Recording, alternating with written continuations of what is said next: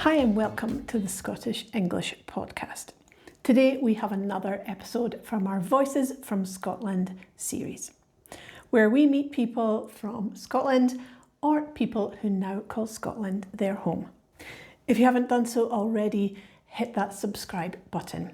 Or if you are a big fan, consider supporting the show's creation by leaving a tip or becoming a member.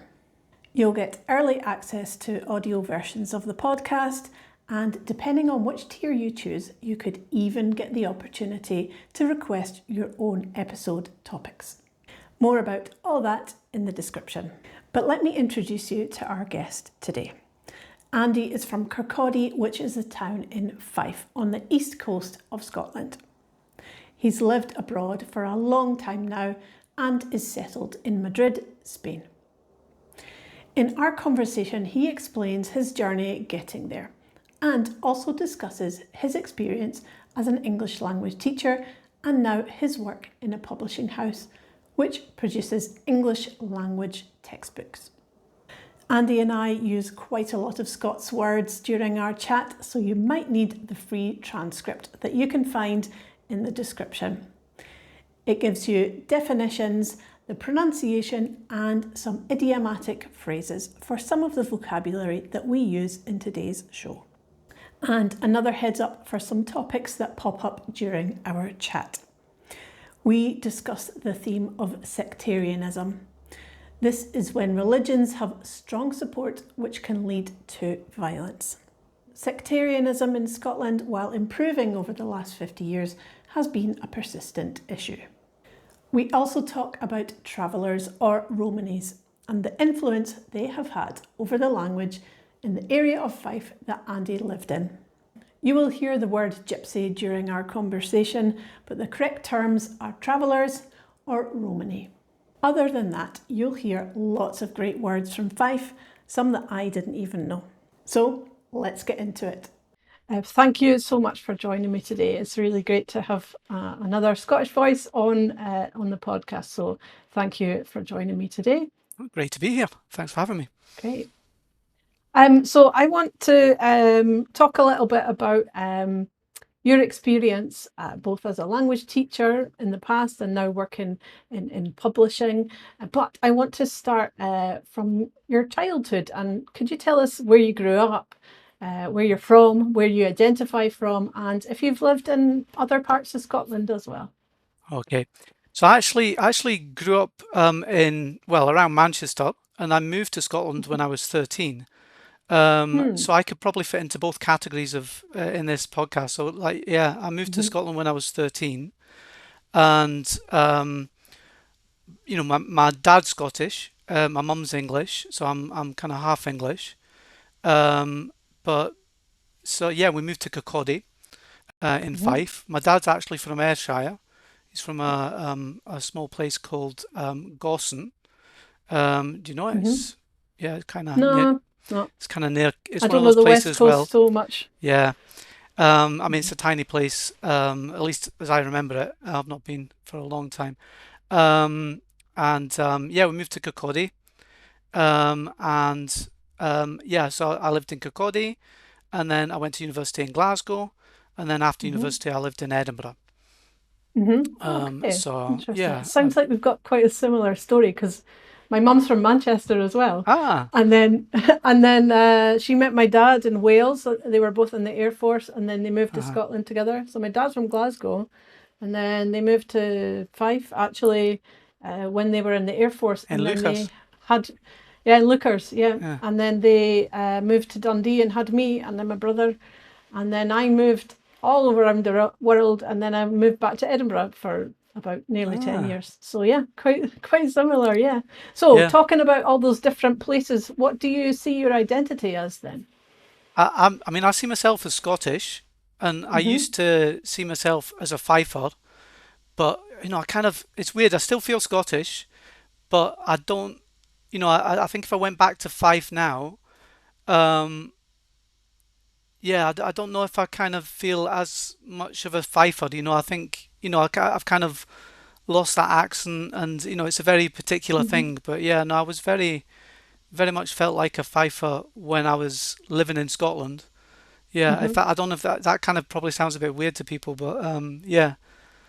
I think knowing that you've lived abroad for a long time and having had similar experiences myself, it's you you have a sense of belonging when you're there, but then you move away and you get maybe a sense of belonging somewhere else. And when you go back to that place, you've lost something and Mm. things have moved on. Like you move away, you think it hasn't changed, but you go back and you're like, oh, Yeah, it's yeah, a lot totally. has changed. Yeah, it's Yeah. totally.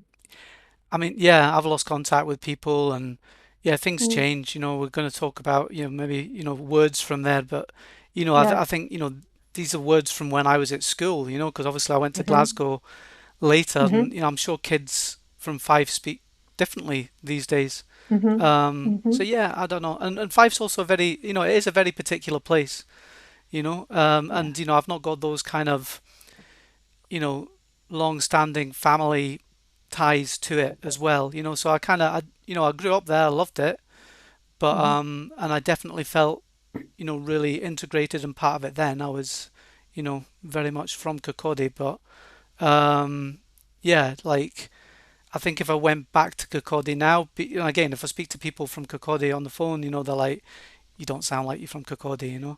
Yeah. So Yeah. yeah, Yeah. It's oh, that was going to be one of my other questions about how your accent has changed, but we'll come to that in a bit definitely maybe. changed. But you mentioned the word words. Hmm. So let's start with Kirkcaldy. What are some Kirkcaldy words that I would maybe not know because I'm not from there? It'll be interesting because obviously Dundee's not too far away, and I think we share quite a Hmm. few words. Hmm. So Baffies, do you have Oh Baffies yeah, in for Dundee? slippers, right? Slippers, yeah. Oh, so Yeah. you've got that. I thought Uh-huh. that was a Fife word. Yeah. Okay.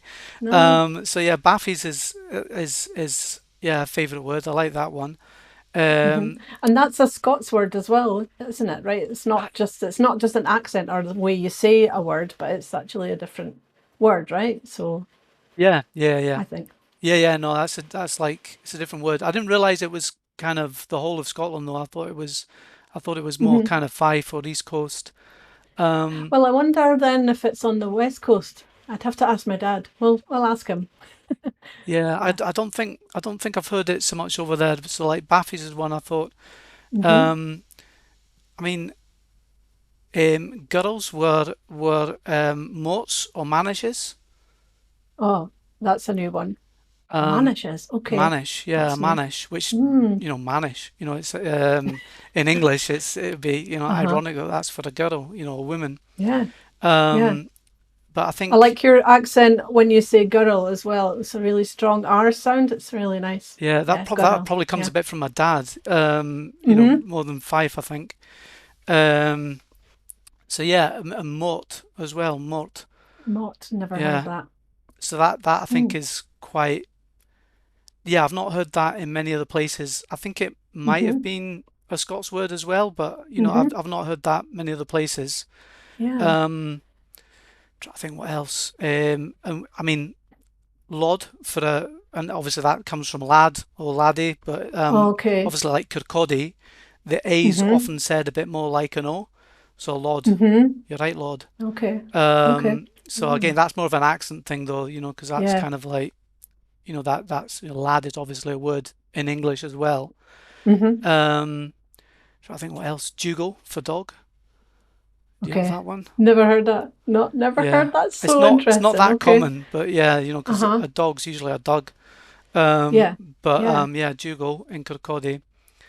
Do you wonder if that comes from the word Dougal? Like, the name Dougal. Maybe somebody's dog was called Dougal and then they just called it I think Dougal. it probably is something like that. It's like, I think it's something that somebody's just made up. But quite a lot of, and I think this is quite common on the East Coast anyway, but in Kirkcaldy especially so, there's quite a lot of gypsy words. Um, Mm-hmm. Okay. oh, that's probably the wrong way to say it, isn't it? Romani words. There's quite a lot of Travelers. Romani. Yeah. Uh-huh. Mm-hmm. Travelers words, travelers language in Kirkcaldy, because obviously you've got Mm-hmm. well, not obviously if you're not from Kirkcaldy, you have the market, the Kirkcaldy market. Yeah. Um, What's it? There's this famous festival that's in Kirkcaldy. It has a famous name. I can't remember what it's called. it's the It's like market. 1 week a year. Is Yeah, it? yeah, it's the Okay. market. Okay. And I think it's the week. Is it the week before or the week after Easter? Can't remember. Okay. But it's like it's the longest fair in Europe. I think still. I'm Okay. assuming that that's still true. All right. Because Kirkcaldy's called the Lang Toon, and it kind of Mm-hmm. stretches across this bay. So the fair goes Yeah. right across, right along the esplanade, Okay. the bay. So it's physicality length rather than the length of time. Yeah, physicality length, and I don't think it's the Mm-hmm, biggest in mm-hmm, Europe either. I think there's a fair mm-hmm, somewhere in England that's bigger. mm-hmm. But it's a big one, and it's a Yeah. kind of, I think it's one of the first events in the fair community's Mm-hmm. year, so it's a big one for them Yeah. as well. So I think I might be wrong about this, but I've always assumed that just traditionally there's quite a big connection between travellers and Kirkcaldy. Mm-hmm. Mm-hmm. Um, and there's quite a lot of words that are used that I think come from Romani. So I think that manish is one. Gadji, oh, Oh, that's another okay. one for a Ah. man. So a gadge or a Okay. gadji. So a gaji in Dundee means something completely different. What's that mean? And Um, and now I don't know if this is still current use, but yeah, I don't know if in that's the current like use. late 90s, early 2000s, a gaji was like a person of low education Ah, and like a Ned, but we would never say Ned in Dundee. yeah, we So wouldn't say yeah, Ned either. But I mean, yeah, we yeah. we literally were gadgies. You know what I mean? So like we would call each other Okay, gadge without that kind of. Also, actually, okay, it's all coming back now. We'd uh-huh, also call each other chav. You're right, chav. okay. So Well, I've like heard chav, but I thought that not chav, as a boy. when that Hmm. became like a word like in English to describe again Hmm. what you're saying, like someone with Hmm. low education, a bit kind of maybe Hmm. dodgy. Like Yeah. I was like, oh wow, because that's another word that we would literally use. And again, I think that does come from gypsy because and it Mm. like in Spanish, chaval is boy. Hmm. I Hmm. think chav comes from Mm. chaval. Um, Okay. and I've never thought about that before, but my brain is doing lots yeah, of things right now. so Hmm. we would call each other chav and gaj at school, and it would Hmm. be Mm. unironic. And it later became Hmm. obviously if you're from Kirkcaldy, and this may be why like it's become if you're from Kirkcaldy and you go to the places and you call in if you're calling each other gaji, and they're like, oh, they're from Kirkcaldy, they're from Fife, so I think that's Hmm. maybe a bit why it's an insult in other places. Maybe that's why we picked it up that way then, I wonder. Yeah, Yeah, I think interesting. it might have Interesting. become a bit more. I think because it became kind of with train spotting as well. Hmm. Kind of Raj and Gaj. But yeah, Raj Yeah. would be more like the insult one. Yeah. You And know, I think Raj is I think that's an Edinburgh word as well. Like it's definitely not something I'd use in Dundee. oh, we would use that in Kirkcaldy. Yeah, Okay. and Okay. You're again, a bit closer. yeah, again. So I think a lot of these words are maybe maybe shared. When I read train spotting, I was like, oh, this is very similar to how we speak. Hmm. There's a lot of the words. I think they use Manish in that as well. And again, I think comes from kind of I don't know because it's difficult to Hmm. find out the origin of these things, but I think they're gypsy words. Hmm. Um, That's so interesting. Mm. so yeah. What else? Okay. And well, Okay. and then how do you think, if you think about using these Scots words, how does that impact on your sense of culture from that place? Or do you feel like there's different cultures when you go to, like you went to university in Glasgow, for example? Do you Hmm. think that, did you notice a change in culture? Yes, definitely. I mean, because in Glasgow, if you're not from Glasgow, well, I mean, I don't know what your experience was when you were there, but you're kind of like a tutor. Mm-hmm. You get called a Yeah, tutor. which means we should explain for people who don't Yeah. know what Trukter is. Do you want to explain? So a tutor, I think, is someone from the Highlands. I would Mm-hmm. say it's probably a Yeah. Gaelic speaker originally. Mm-hmm. And yeah, it's A country somebody. bumpkin might Yeah, be the maybe it has English that. I think they in equivalent. Glasgow though. I think they're using it a bit more like a country bumpkin. But Yeah. obviously in Fife, we don't consider ourselves to be country bumpkins. It's part of the Mm-hmm. the central belt. It's very industrial. Yeah. We don't consider ourselves to be tuchters. I would, Mm-hmm. again, I would maybe call somebody from the Highlands a tuchter. but not hmm from the lowlands either. So hmm but yeah, in Glasgow they use it more like, you're a Not from country the bumpkin. city. Yeah, then you're not Yeah. from there. Just like anywhere hmm else, basically. It's like, so I would have thought, oh, I'm an East Coaster or a Fifer, but then, Yeah. you're like a Chuchter. hmm So there was definitely that, and um, yeah, and obviously you've got the sectarianism there, and obviously I think hmm there is sectarianism in the whole of Scotland, but I think it wasn't something I was that aware of really in Fife. There's a lot more of that in Glasgow, and I found that quite Yeah. strange. I didn't hmm realise the way the colours that you wore. You can really I wasn't like in Fife. I don't think people are as aware of that, or certainly I wasn't. hmm So I don't know what it would be like maybe in Edinburgh or Dundee. Maybe there's a bit more of it. And like I say, I think it hmm is an issue in Scotland generally, but Yeah. I I know in definitely noticed that. Edinburgh, I know in Edinburgh there's definitely that sectarian feeling. Yeah. I remember other Scottish teachers who come from Edinburgh. This is English language teachers I'm talking about, Mm. and they would talk about the sectarianism in Edinburgh, but I don't recall it being such a big issue in Dundee either. Even though we've got two football Yeah, teams I was in going to say. Dundee, I don't.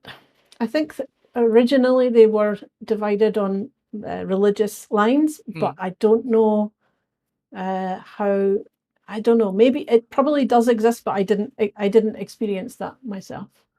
Yeah, Yeah. and again, no, I didn't either. But again, that might be because I'm Protestant. So maybe I didn't. I hmm wouldn't experience it because of that. hmm So I'm sure it exists, but I just think it's much more so in Glasgow, and hmm I knew about it because obviously my dad's from the West Coast, hmm and yeah, I mean he definitely wasn't kind of sectarian in his kind of views. So I did find that a little bit kind of shocking when I hmm first went over that. And again, I never really felt that in when I lived in Edinburgh and I lived in Leith.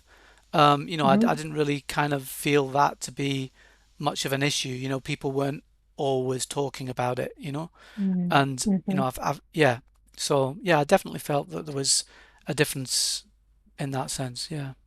hmm I've never lived in Glasgow, so I can't comment on that kind of side of things. But it's just a kind of thing that's in the culture that if you go to Glasgow, you need to be careful about what you're wearing, where you're going, what you're saying.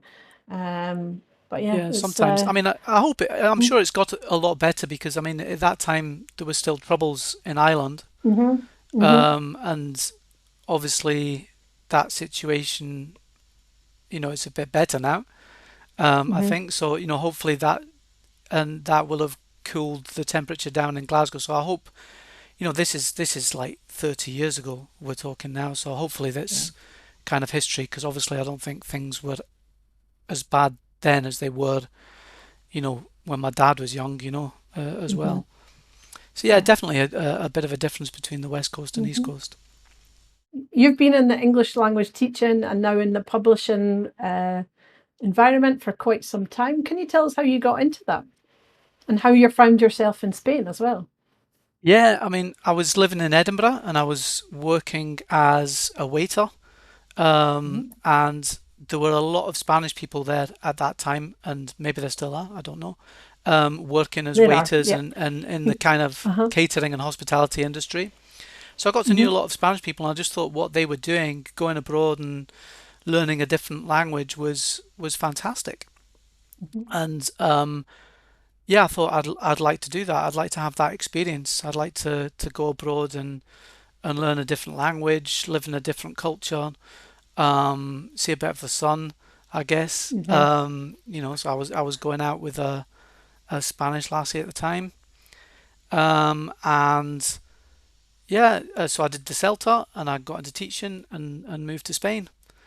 hmm And yeah, I mean, I kind of I went away. I was in Saudi Arabia for a bit, hmm and yeah, but I went back to Spain, and I like Spain, and yeah, I hmm met someone, so, Mhm. and kind of made my life here. So yeah, I've been Mhm. here for 25 years, maybe a little bit more, depends on how you count it exactly. Mhm. Mhm. Interesting. And you're in Madrid now, right? hmm And was it always Madrid, or were you in other cities No, when I as well? first moved to Spain, I actually moved to San Sebastian, so Mhm. Donostia in the Basque Country, Yep. and yeah, started learning Spanish there. Obviously, they speak Basque there as well, but in San Yep. Sebastian, most people, well, they tend to speak in the city at least, mostly Spanish. Yep. So yeah, I didn't need to learn Basque. Obviously, there were a few words that people used, and that was interesting. Mhm. But yeah, then I moved to Madrid Mhm. to get a different teaching job, Mhm. and yeah, met someone here and stayed here. Mhm. And have you ever experienced any? Mm, I'll ask this question again. Have you ever? Have people, have your students ever noticed your language, your accent, or the fact that you speak differently to other teachers, for example? I'm sure I'm sure they have, but I don't think. Yeah, I don't think for most people, when you start learning a language, I just don't think you've got the level to kind of notice that Hmm. really. Um, and it's like when I went to San Sebastian, I mean, they have a different accent up there. They have some Hmm. different words, and obviously you notice the different words. But you know, I didn't have kind of good enough Spanish to really be able to appreciate the differences in accent. Hmm. Um, So yeah, I think it's not really an issue. I think I've always spoken relatively fast in class, like compared to Hmm. some teachers I've observed and Yep. seen. Um, I've always kind of believed myself that you need to kind of get used to how people speak. So I definitely kind of swapped out Scots words. I wasn't teaching people Hmm. or juggle or mannish Fluffies. or those words. It was all kind of English words.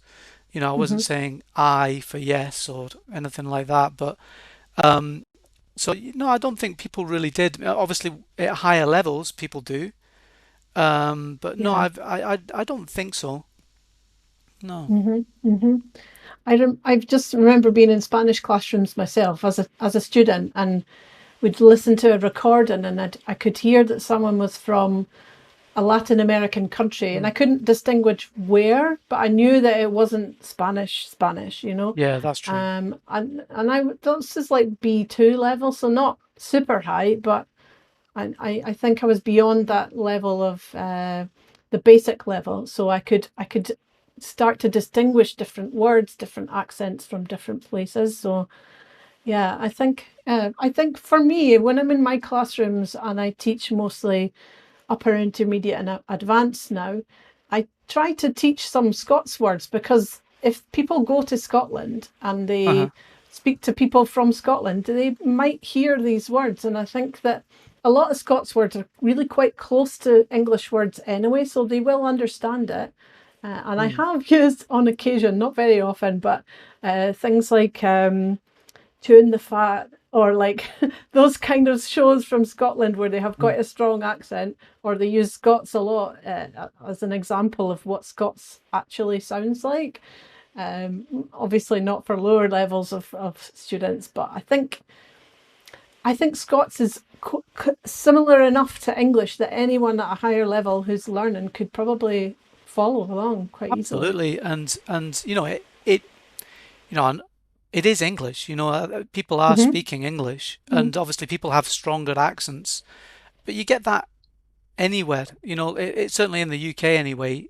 People have Hmm. different accents. They use slightly different words, and also, I mean, Scotland's not a big place. There's not maybe that many people living there, but there's Scotland's a place that exports people. There's lots of Hmm. Scots living in Everywhere. England and London. I've never seen this. You often see that about French people now living in English. That London would be the second biggest city in France or something like that. There's so many Hmm. French people living there, or there was before Brexit. And Yeah. if you did that for Scottish people, I'm sure it must be similar. That there's Yeah. probably more Scottish people living in London than in most. It would. I don't know. It would probably be a bit less than Edinburgh. Like I say, I've never seen that done, but Yeah. there's a lot of Scottish people. And obviously their accents, I'm assuming, get modulated as well. They're Hmm. probably not, but you get people, in the BBC that are speaking with a Scottish accent. So yeah, I mean, you Hmm. need to expose yourself, I think, to all these different accents, and Yeah. Indian accents, American accents, Hmm. Jamaican accents, and Scottish and Irish and Welsh as well. Yeah, for sure. Yeah. Yeah. No, I think it's important to share these accents because they're not always shared. Yes, there is more visibility for different non-standard, if you want to call that the way accents. But yeah, that's part of my mission to kind of share different accents as well. So yeah, it's great. And then you've now moved into the kind of publishing world. And how did you make the step from being a teacher into? I know you're in the English teaching publishing world, right? So how did you make that step? I mean, I applied for a job. So yeah, I mean, teaching and academies, it's kind of Hmm. getting tough. It's a disrupted industry. There are lots of Yeah. online kind of courses, and the business isn't the same as it was maybe 10, 15 years ago. Hmm. So yeah, I thought it was a good time to make a move and try something else. And Hmm. yeah, I applied for a job, and I was lucky enough to get it. Mm. And how has that changed your opinion of English language teaching? Because you're looking at it from a different side, Yeah, or has it changed it? Yeah. I mean, in some ways, no, because Hmm. you've got your own opinions on how English should be taught and how you would teach something. But if you're making a book, you've got to make it for, you know, the most people possible, if to make money off it, no? And we're Hmm. making books for the school system. So I wasn't actually a teacher really in the school system, and the Spanish school system, for example, or so um, th- the publishing houses spend a lot of time and money and research on finding out what they want. So those are the Hmm. books we make. So yeah, they're not necessarily and obviously these are my own opinions. I should mention here they're Yeah. not necessarily the books always and the way that I would teach with my classes, but Hmm. they're what teachers in the Spanish or the Italian, let's say, just to give two examples, or Turkish education systems would like. That's where they're doing the market research, and that's what they're producing books for. Hmm. So I think, you know, you have to bear that when you pick up a book, you have to bear that in mind that it's probably, not maybe made exactly for you or your classes, depending on what Yeah. context you're teaching in. Yeah, so I think that's something that has been interesting to kind of see. It's Hmm. like, okay, so that's why this is done this way, because it's easy. Yeah. I think I was a teacher trainer, and sometimes you'd pick up a book and think, maybe that's not how I would teach it. Hmm. But if you've got a class of 30, 40 people, then Yeah. you might need to do it a little bit differently, when the rubber hits the Hmm. road. And you know that any teacher who's going to pick up any of the books that your organization produces, they're probably going to modify it for their classroom and, all the time, right? So, Definitely. Yeah, yeah, yeah. I yeah. mean, it's kind of, yeah, teachers are always going to do what they're going to do in their classes, or, depending on the context or what their boss says they've got to do, Hmm. as well. So, yeah, it's they're, they're an aid to teaching. The teacher has to still do all the work, Yeah. all the Yeah. actual teaching. Yeah. you've said that you haven't lived in Scotland for quite some time now, but if you had a student who came to you who said, "Oh, Andy, I'm going to go to Scotland next week. What should I do? Where should I go? What are the things I should know about? What advice would you give to your student?" I would say just, well, I mean, there's so many places that you've kind of got to go and see, and people want to go and see Edinburgh. Mm, I would definitely say do that. Dundee as well. mm. It's got lots of great things and museums and stuff. Um, No, maybe not. They didn't have that 20 years ago, but yeah, now it's no, definitely getting better. Yeah. yeah, I mean, yeah, when I lived in Fife, we generally didn't go to Dundee, we'd go to Edinburgh. Dundee was Yeah. dangerous anyway, if you were a young Yeah. lad. Um, Depends which part of Dundee you went to, but there were some places I didn't go. yeah. No, Yeah. it wasn't a good idea if you're from Fife. Anyway, but yes, you know, Edinburgh's it's a great place to visit, and it is really nice. I mean, if you go back Hmm. and you are doing touristy things, Edinburgh is great. It's a Yeah. brilliant city to visit. Definitely visit Glasgow. Mm. There's always lots going on there and lots to see, and just to kind of get a feel for the place as well, because it is great. There's, again, great museums, the Kelvin Grove. Yeah. Is it Kelvin Grove? Kelvin Grove Hall Art Oh, Gallery okay. I think it's a museum. Mm, Museum. Yeah, okay. I think so. Yeah. Is it the Burrell collection that's there? Yeah. Hmm. Yes, I mean that's fantastic with the university up above. Lovely parks and things as well as the hustle and bustle of the city. Obviously, Yeah. the Highlands and Islands. I mean, there's still places that I've not been to that I want to go to. Hmm.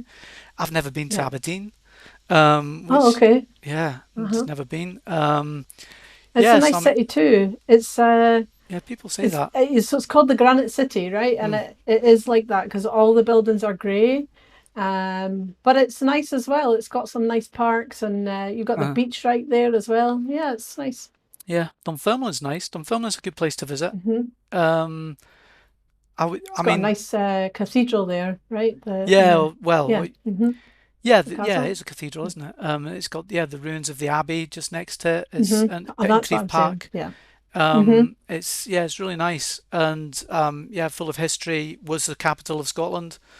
Hmm. Yeah, I'd go there. I've got a video about Dunfermline on my channel, so yeah, It's tell brilliant. I everybody love to it. go I and love have a look at Dunfermline. that. I Uh-huh. kind of, I mean, I'm not sure I'd send people to Kirkcaldy to visit, to be honest.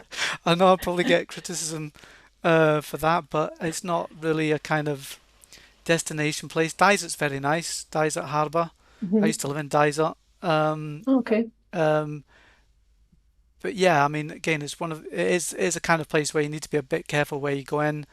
Um, the market's probably a good time to visit, but yeah, Yeah. yeah. Obviously, there's lots of nice places in Fife.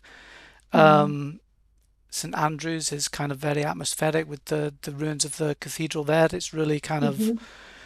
yeah, it always it makes you kind of makes me sad in a way, but Yeah. it's pretty, you're looking at it and thinking this must have been an amazing place, and Yeah. it's just, yeah, it's just in ruins. Hmm. Like, then There's there's so lots of much of that castles in like that, Scotland. Yeah, right? there's so much Yeah. of that in Scotland and Scottish history.